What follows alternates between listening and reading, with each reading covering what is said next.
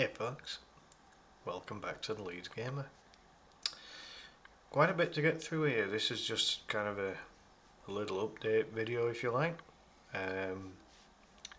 So let's get straight into it. Just before we do get straight into it, do please subscribe to the channel if you haven't already. Please like and like the video, and also hit the notification bell so that you don't miss any future content. I really do appreciate the support. I think we're on 210 at the minute. So if we can boost that figure up as much as possible, see where we're at the end of the calendar year, that'd be absolutely fantastic. So let's get straight into it. So I'll actually go with the middle point, which is the most important point of the entire video. Leeds United, alright, not mathematically, but realistically, are now safe. As you can see with the Premier League table there, Leeds currently find themselves in 15th place. 34 games played, so there's 4 remaining. And they currently have 9 wins, 13 draws and 12 losses, scoring 44 goals, conceding 51, minus 7 goal difference, and the magical, beautiful, gorgeous 40 points. Feels really good to say that with as many as 4 games remaining. As you can see from the form there, now we are unbeaten in the last 5 in the league, which again is excellent. Our next opponents are Burnley. They're confirmed down now, and we'll touch on that in a moment. And the 4 fixtures that Leeds have remaining involve games against West Ham, Tottenham, Burnley and Brighton. Now, I don't want to get ahead of myself here, but would it be unrealistic for Leeds to get 10 points out of the remaining 4 games? Could Leeds beat the 3 teams below them that we've still got to play against and get a draw against Brighton at Ellen Road? It's ambitious, but is it unrealistic? I don't know. I don't think we're going to finish on 52, which would be the maximum that we can get now. I think that'd be asking a bit too much, because Brighton are a bit of a bogey side for us. But with the form that you find West Ham and Tottenham and Burnley in, I mean, certainly Burnley, who are now down. I mean, that could be a very open game actually now, because obviously Burnley don't have anything to play for. They know their fate. Leeds, practically know their fate. So that could be quite an open game. Tottenham have still got everything to play for, so that might actually make it a slightly trickier game, especially with them having De Zerbi instead of either Tudor or Frank. Kind of sounds like an historic period, doesn't it? You're talking about Tudor and Frank.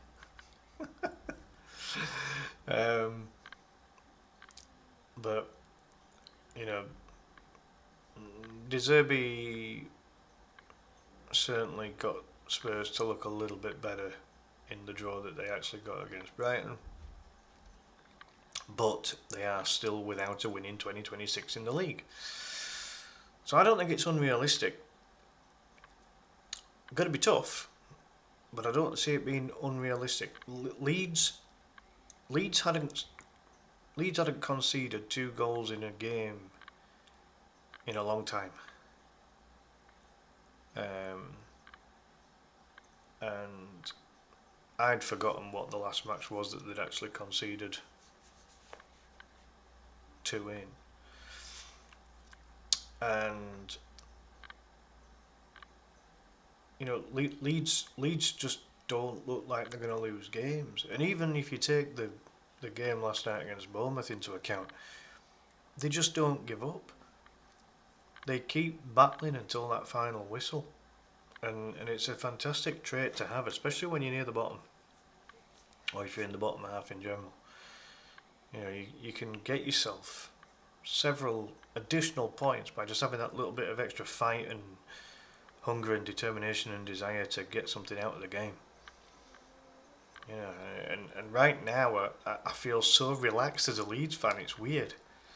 I've never felt this relaxed about about a league season as I do now. You know, there's no pressure on Leeds now. You know, you've still got to go out and deliver. But I mean, even if Leeds were to draw their final 4 games and finish on 44 points, they're not getting relegated on that. And Daniel Farke's even said it himself. It's not realistic to think that Leeds are going to lose all 4 of their remaining games. Those are Daniel Farke's words, and he's the manager. So, yeah, you know, and he said, you know, for the first time in a while, he said that he's confident now. You know, he said that while it's not mathematically safe for Leeds United right now, he's confident that they will get it over the line. So it's just a case of when it becomes mathematically safe, isn't it, really? Because it is very close between Tottenham, West Ham, and to a slightly lesser extent Nottingham Forest, and an even far lesser extent Leeds. I mean, we're out of it now. I do not see us being part of that relegation battle anymore. You know, if anything, Leeds can be looking upwards towards the likes of Newcastle on 42, Crystal Palace on 43. Might be a bit of a stretch to say Fulham and Sunderland. But who knows? Who knows? So, yep, that confirms that. Leeds United, in my humble opinion, are safe. We're not getting relegated with having achieved 40 points. And here's the thing, I don't think we're going to finish on 40 points. I think we're going to get quite a few more yet. Certainly hope we do. So, this now brings us on to the other point within the video title there. 2 down, 1 to go, and who joins Burnley and Wolves in that relegation. So, last night it was confirmed that Burnley were relegated because they are now 13 points behind West Ham and there's only 12 points available. So, that is now a mathematical definite situation for them. Wolves got confirmed the week before, so we know now both of those are going back to the Championship. So who joins them? For me, it's still Tottenham.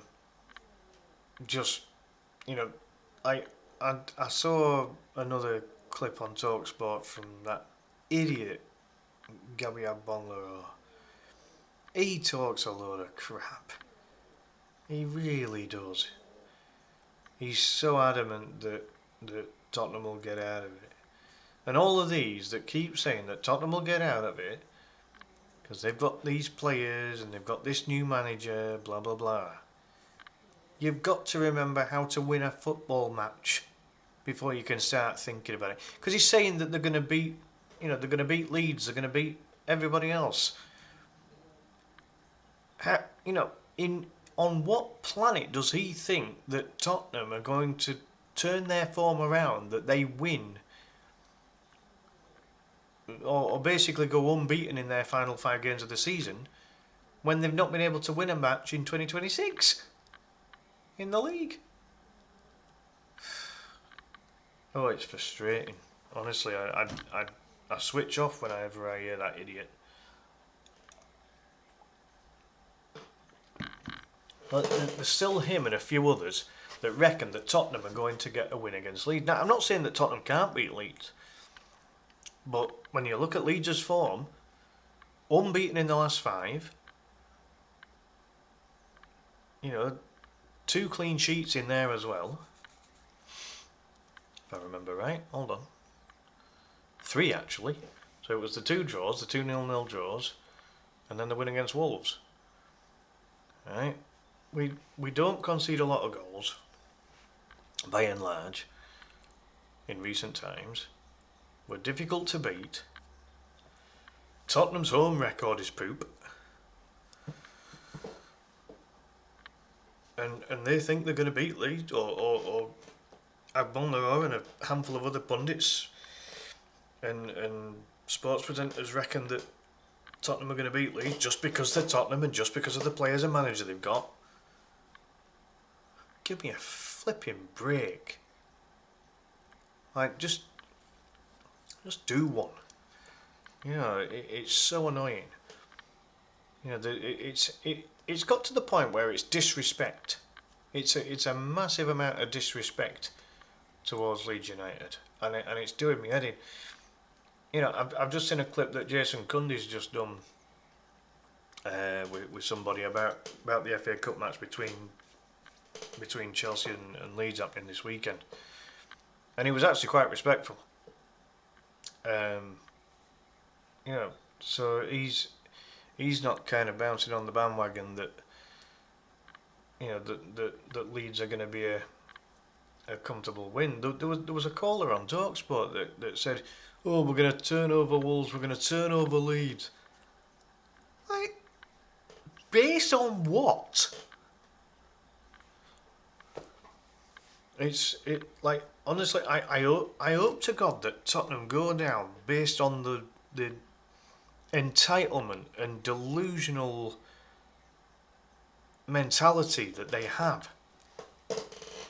It's ridiculous. It really is.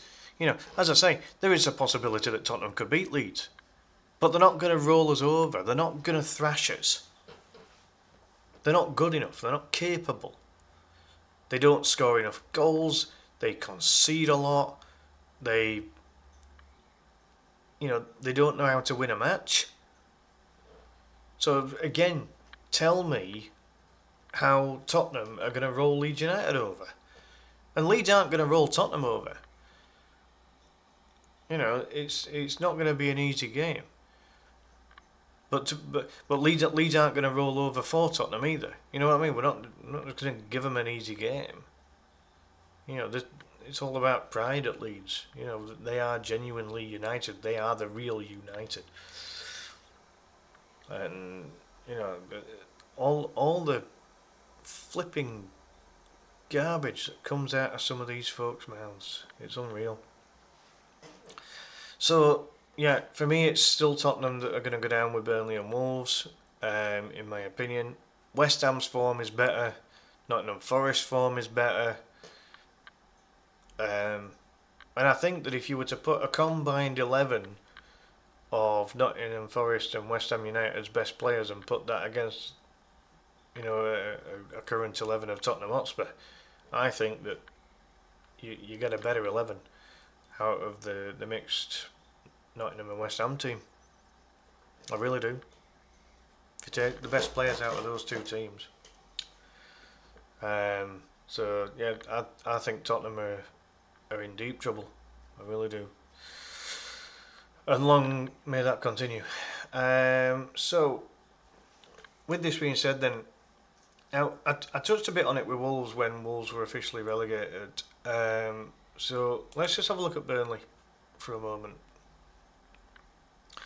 I'm just going to quickly go through their squad and just kind of gauge as to what might happen here with Burnley, because they've just been quietly heading towards relegation. You know, they've never been good enough all season. Albeit I don't think they've suffered too many thrashings. They're just, you know, they're just a very championship level squad. When it comes to Parker, the manager, I mean, I'm not a massive fan of him, but you know, he's a good championship manager, and I think that it might not be such a bad idea if Burnley keep him, because who else are they going to get? They're not going to get Farker. Farker and Parker sound like a double act, don't they? You know, they are two of the current best championship managers around. So for me, it would probably. I mean, again, it'll all depend on whether the Burnley ownership and Scott Parker have got the same kind of vision going forward for the next season coming up.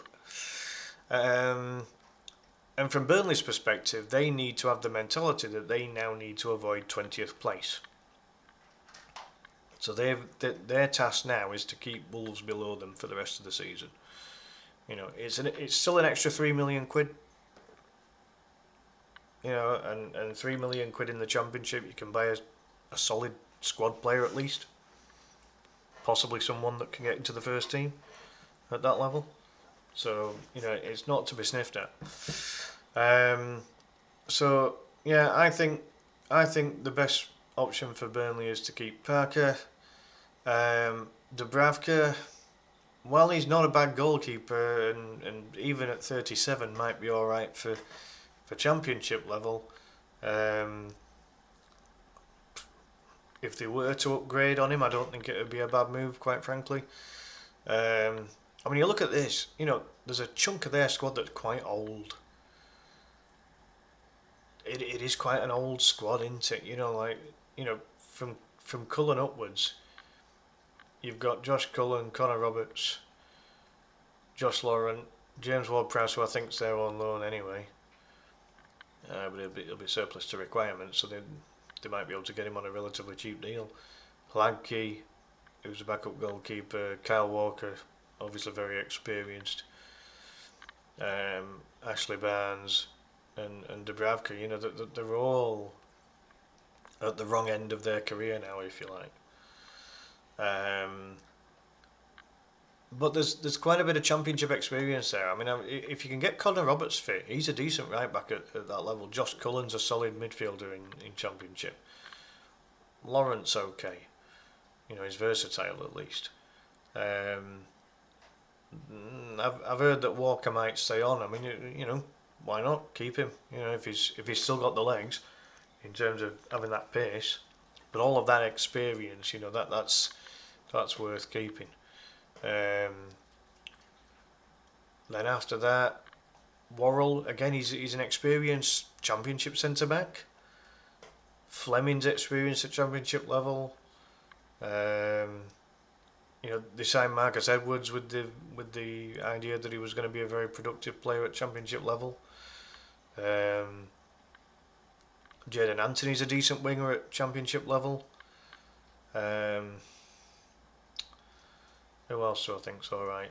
I think Hartman's a decent left back if they can keep him, and if they can keep Esteve as well. Again, has that experience from when they had a really solid defence a couple of seasons ago. So again, you keep Hartman and Esteve. He can fuck the hell off. I can't stand the little shit. Animal Mesbury, nasty piece of work. You know, maybe it'll be an opportunity for Max Weiss to step up. You know, he's a young goalkeeper. You know, maybe he gets a bit of a look in perhaps. And then you know, you're looking at a couple of kids. So there's the makings of a still a decent Championship 11 in there. They definitely need a new striker. That's going to be key. They need a goal scorer. Now the big question with this is, you know, Scott Parker likes to play very defensive. That's what got them promotion. So, you know, does he stick with trying to go with that defensive unit again, or does he go a little bit more adventurous and bring in a proven striker at that level? You know, if he doesn't get promoted this season, I mean, I can't remember who he plays for, but in one of the top scorers in the division, Vopotnik. You know, if they could get him, maybe they might decide to give Leeds 10 or 12 million for Joel Pirro, who again's proven at Championship level. That's if Pirro would make that move, of course. But yeah, you know, I'm just pulling a couple of striker names out there. But they need that for me would be, when I look at this Burnley squad, that's the department I'd be looking at. As I said, they've got a couple of players that could be quite good at Championship level here, but they need to build. They need to build on what they've got, and and definitely add to it, and try and lower the average age of the squad. All of these older players, there's only two or three that I'd keep out of all of them. Everyone from the 30 upwards range. From a Wolves perspective, if I just go onto their squad, if I can just find the table again.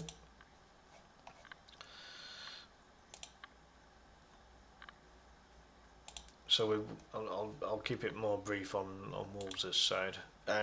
Robert, you see, there's a lot of people questioning whether Rob Edwards should stay as the manager at Wolves. They brought him in with the view that he'd be a good Championship manager to have. Well, there's a lot of fans not right happy with him. In terms of their squad, Doherty, again, he's injured a lot, but he is experienced. So do you keep him? I would probably ditch. I'd keep Johnson and Bentley because they're both very familiar with the Championship and probably quite good for that level. I'd take Hwang at Leeds as a squad player. I think there's a decent player there. He just needs better players around him. I think Armstrong's a good player to have for Championship level. I think he'll get a good chunk of goals for Wolves. So I think that's a crucial signing for him, really.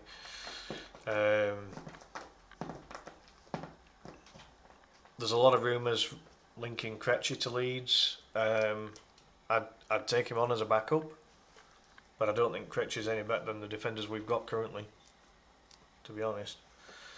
Arokade is probably going to leave because he's had a falling out with Manny. With his physicality, he'd probably be quite decent at Championship level, actually, but they'll probably lose him.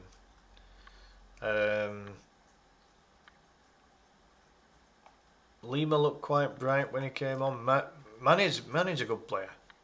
I think he's quite a good young player. I'd take him on at Leeds. For the right price. I said that Lima didn't look too bad when he came on, and they're quite highly rated Dozy as well, don't they? So there's a handful of players at Wolves, but again, the problem with Wolves is again they haven't got a winning mentality right now. Neither of Burnley, and this is the problem that both of them have. So for me, I think it's a case of the two, both Burnley and Wolves have to make additions, and they're going to get some parachute payment. There's going to be one or two players that leave for decent money, so they're going to have money to spend. It's just whether they can actually attract the right kind of quality.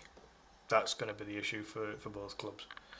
In terms of who joins them, if we go back to the table again, now I've said that it's likely to be Tottenham, but again, West Ham and Nottingham Forest are still not out of it yet. So when you look at it that way, the squads with these three are so much stronger than these two. Absolutely by a mile. Even if you took the best players from Wolves and the best players from Burnley and put them into an 11, it wouldn't be a match for the best 11 at Tottenham, West Ham or Nottingham Forest. Not a chance. So with all of that in mind, I'll make this extremely quick. I'm literally just going to breeze through these now. All joking aside, when you look at the a handful of these players at Tottenham, they're not as bad as 18th, but they're playing crap up until up until recently with that Brighton match, and I would take Archie back at Leeds. So you know, when you look at that squad, it's, you know, like if that squad, like, because here's the thing, that squad will get broken up massively if they get relegated. There's not a lot of players in that list that would stay at Tottenham. Not a chance. Really not. I mean, I've already gone through that with Tottenham on a previous video, so I'm not gonna linger too much with them. We have a quick look at West Ham and Forest squads.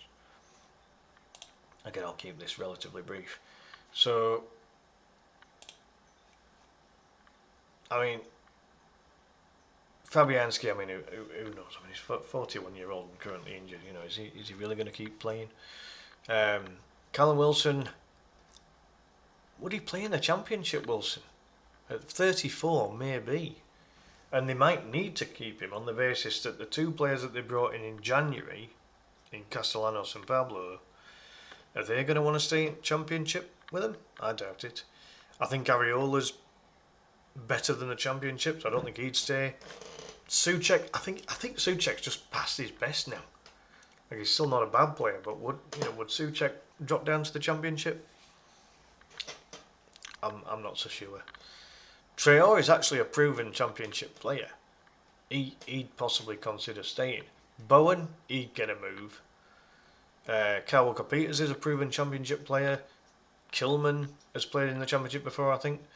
Wan-Bissaka would possibly try and look at getting a move elsewhere. I think Mavropanos would probably try and move.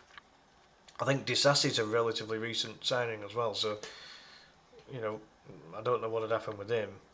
Same with Castellanos. Todibo, I don't know. I think the club's got mixed feelings on him. Hermansen's a proven Championship goalkeeper when he had that season with Leicester. I think Somerville gets a move. Chris Somerville's too good for the Championship. He's too good for the Championship. He'd get a move. Potts is a West Ham boy, so he'd stick around anyway. Magassa and La Madrid, they're both quite young. I didn't realise Pablo was as young as 22. He don't look it. It's all that bloody hair he's got, isn't it? But he was bought for big money, wasn't he? Now Fernandez is actually young as well, but he's had Championship experience before. I didn't realise Diouf were that young either. But Diouf's very highly rated. He'd probably get a move, I would think. And then Scales and Mayers are both. They're both West Ham boys, aren't they? So they'd probably stick around. So that's a bit of a mix, isn't it? I think there's a handful of them that would look to move, and then there's a handful that I think would stay. And then finally, Nottingham Forest. Now this is a weird one because obviously Nottingham Forest, you know, with that crazy owner Marinakis, God knows what he'd do. Pereira as manager. Oh, I forgot to mention about Nuno, the West Ham manager. I don't think Nuno would fancy going into the Championship. He's quite highly rated, so I think Nuno would probably get another Premier League job. Pereira, he'd probably try and get another Premier League job. I don't think he'd stay. Willy Bolly, 35. I mean, Bolly's experienced at Championship level actually, so at the very least as a squad player he'd probably stay on. Chris Wood, I mean he's 34 now, is Chris Wood. So, you know, would he stay for another Championship season?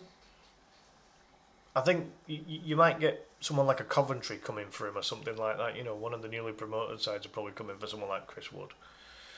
I think Sells is a decent goalkeeper, but again, he's 34. Ortega, they've only just recently brought in from Man City. Angus Gunn's very experienced at Championship level, so that'd probably be worth keeping in that sense. I think John Victor would probably try and get a move. Olaraina, again, quite experienced, so he'd probably stay, I think. Are we on Awonyi? I don't know, he might try and force a move. Milenkovic, probably force a move, I would think. Ryan Yates, he'd be worth keeping probably. He's experienced at Championship level. Sangari, I think he'd probably try and force a move. Dominguez, I don't think he'd fancy Championship either. Gibbs White, he'd definitely get a move elsewhere. I personally don't think Gibbs White's that great. But he'd probably get a move, I think. Looker they've only just signed. But again, he'd probably try and force a move. Endoy, I think he'd probably force a move. Hudson-Odoi, he'd try and force a move, I think. I don't think he'd fancy Championship. Igor Jesus would probably force a move. Williams, I think he'd probably try and force a move, possibly. He's only 25, isn't he? So yeah, he'd probably try and force a move. Morato and Murillo, the two Brazilian centre-backs, I think they'd force moves. Bakwa, probably force a move. McAtee might stay with him. I don't know. Anderson, he'd definitely force a move, and he's probably good enough to move. Savona, don't really know anything about him. Nets, he's a young fullback that they've only just signed. So I don't know, he might stay. Hutchinson's experience at Championship level, he'd be worth keeping for that level. Connor, I don't know anything about really, and then Abbott, I think he's a young Forest boy, and along with Sinclair. And I don't know anything about Moreira. So yeah, there we have it, folks.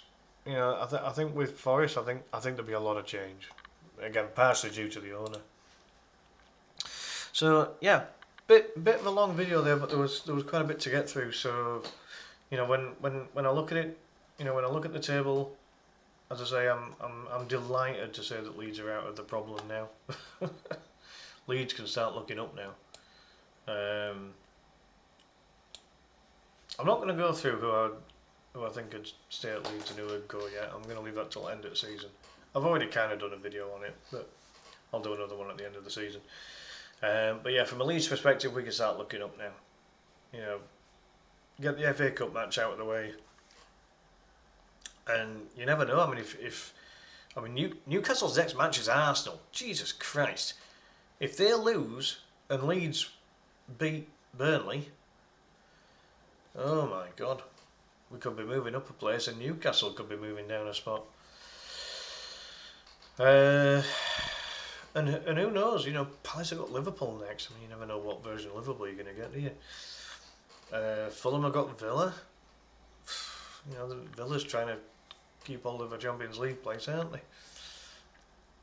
Sunderland, well, they've got Forest, so I don't know. Yeah, it's interesting. You know, let's see how this pans out. But yeah, I'll leave it there, folks. Big thank you for watching. Do please do all that good stuff I mentioned earlier. Do please subscribe to the channel if you haven't already. Please hit the like button and the hype, and also the notification bell. But in the meantime, have a good one, folks. See you in the next one. Bye for now.